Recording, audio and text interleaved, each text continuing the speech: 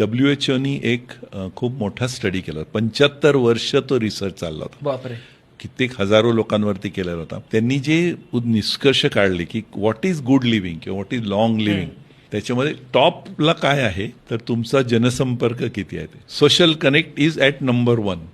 Okay. Emotional core group is at number 2 आणि smoking pollution वगैरे खाली कुठेतरी येतं असं बघायला.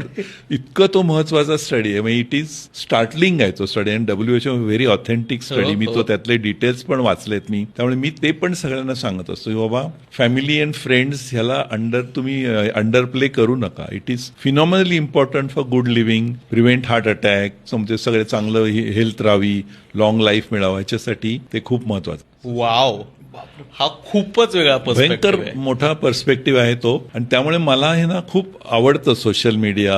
आणि आता for example I am sure सगळ्यांनाच तुम्हाला झालं, आता आम्ही शाळेमधनं पास आउट होऊन कितीतरी झाले, 50 पेक्षा जास्त वर्ष झाली, पण पूर्ण आमचा वर्ग आता व्हॉट्सअपवरती एकत्र आहे. तर गप्पा मारायचा दिवसभर रायट चालतो आमचा सगळा त्याच्यावर. So that is social connect and that is helping I am sure all of us in keeping good health, not just mental health, physical health सुद्धा त्याच्यावरती अवलंबून असतं. त्यामुळे तो पण एक सगळ्यांना कळायला पाहिजे असा मुद्दा आहे खरा.